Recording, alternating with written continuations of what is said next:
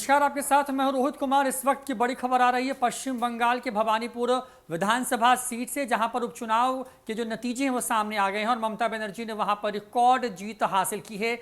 ममता बनर्जी ने बीजेपी प्रत्याशी को 58,000 वोटों से हरा दिया है। आपको बता दें कि हाल में संपन्न हुए पश्चिम बंगाल के विधानसभा चुनाव में ममता बनर्जी की टीएमसी ने रिकॉर्ड जीत हासिल की, लेकिन खुद ममता बनर्जी नंदीग्राम सीट से शुभेंदु अधिकारी के हाथों उनको करारी हार का सामना करना पड़ा, जिसके बाद वहां पर भवानीपुर सीट को खाली करा करके वहां पर फिर से उपचुनाव कराए गए, जिसमें ममता बनर्जी जो है चुनाव में खड़ी हुई थी और उनके खिलाफ खड़े हुए थे प्रियंका टिकरीवाल। और प्रियंका टिकरीवाल को जो कुल प्रतिशत वोटों का आया है, जो अब तक मतगणना हुई है, उसके हिसाब से सिर्फ 19% वोट उनको मिला है और ममता बनर्जी ने 58,000 वोटों से वहां पर जीत हासिल कर ली है। पश्चिम बंगाल के विधानसभा चुनाव में नंदीग्राम में बीजेपी के उम्मीदवार शुभेंदु अधिकारी के हाथों पराजित होने के बाद ममता बनर्जी ने भवानीपुर सीट से विधानसभा उपचुनाव लड़ा था और आज विधानसभा उपचुनाव के परिणाम जो है वो सामने आ गए हैं। ममता बनर्जी रिकॉर्ड मार्जिन से जीत गई हैं। आपको बता दें कि 10वें राउंड की मतगणना खत्म होने के बाद ममता बनर्जी को कुल 78% वोट मिले थे, जबकि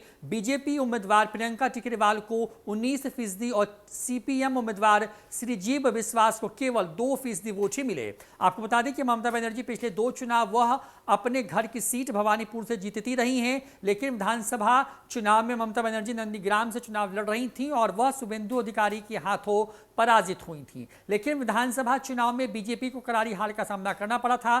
टीएमसी ने पश्चिम बंगाल में 213 सीटों पर हाल में संपन्न हुए विधानसभा चुनाव में जीत हासिल की थी और ममता बनर्जी तीसरी बार पश्चिम बंगाल की मुख्यमंत्री बनी थी। साल 2021 में इस सीट पर टीएमसी के शोभनदेव चट्टोपाध्याय लड़े थे। शोभनदेव को 73,505 वोट मिले थे। यह कुल वोट का 57.71% था। वहीं बीजेपी के रुद्रानी घोष को 44,786 वोट मिले थे, जो कि 35.16% था। कांग्रेस का परफॉर्मेंस बेहद खराब था। उनके प्रत्याशी मोहम्मद शादाब खान को पिछले विधानसभा चुनाव में महज 5,211 वोट से ही संतोष करना पड़ा था।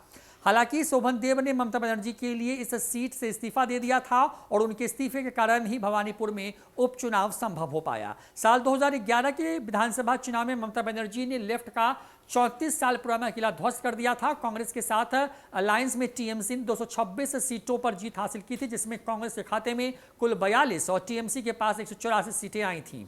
वहीं लेफ्ट फ्रंट का गढ़ अपने कब्जे में कर दिया था। भवानीपुर सीट से टीएमसी के सुब्रत बख्शी जीते थे। सुब्रत बख्शी को 87,903 वोट मिले थे। उपचुनाव में ममता बनर्जी ने 77.46% वोट के साथ सीपीएम के नंदिनी मुखर्जी को करीब 95,000 वोटों से शिकस्त दी थी। यानी ममता बनर्जी ने 12.69% ज्यादा मत हासिल किया था। लेकिन इसके 5 साल बाद साल 2016 के विधानसभा चुनाव पर नजर डालें तो ममता बनर्जी का जीत का अंतर बहुत कम हो गया था। ममता बनर्जी को 65,520 वोट मिले थे, यानी कि साल 2011 में जितना वोट का जीत का अंतर था उससे भी 30,000 कम वोट उन्हें प्राप्त हुए थे। कांग्रेस की दीपा दास मुंशी को 40,219 वोट हासिल हुए थे। इस बार दीदी ने 25,301 वोटों से जीत दर्ज की थी, लेकिन साल 2011 के मुकाबले उन्हें 29.79% कम वोट मिले थे और बीजेपी के चंद्र कुमार बोस को इस चुनाव में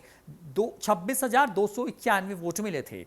साल 2016 की बात करें तो विधानसभा चुनाव पर नजर डालें तो ममता बनर्जी की जीत का अंतर और कम हो गया था। इस बार ममता बनर्जी को 65,520 वोट मिले थे, यानी कि साल 2011 में जितना उनकी जीत का अंतर था उससे भी 30,000 कम वोट।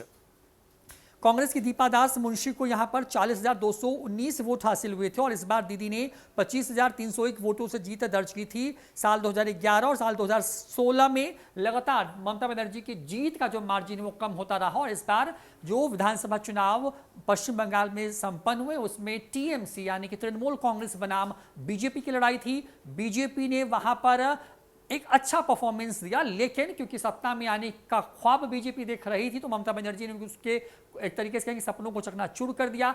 टीएमसी ने तो बम्पर जीत हासिल की, लेकिन टीएमसी की कभी और खास करके ममता बनर्जी के बेहद करीबी रहे शुभेंदु अधिकारी ने नंदीग्राम सीट पर ही ममता बनर्जी को हरा करके सबको चौंका दिया था। उसके बाद भवानीपुर सीट से इस्तीफा दिला करके ममता बनर्जी ने वहां पर उपचुनाव कराया, क्योंकि मुख्यमंत्री बने रहने के लिए 6 महीना के भीतर जो है विधानसभा का सदस्य होना अनिवार्य था। लिहाजा ममता बनर्जी ने वहां पर अपनी ही पार्टी के विधायक का इस्तीफा कराया। उस सीट पर उपचुनाव हुए और उपचुनाव के बाद अब ममता बनर्जी ने बीजेपी की प्रियंका टेकरीवाल को 58,000 वोटों से हरा करके एक बार फिर से यह साबित कर दिया है कि बंगाल में सिर्फ और सिर्फ सिक्का दीदी का चलता है। इस वीडियो में इतना ही। नमस्कार।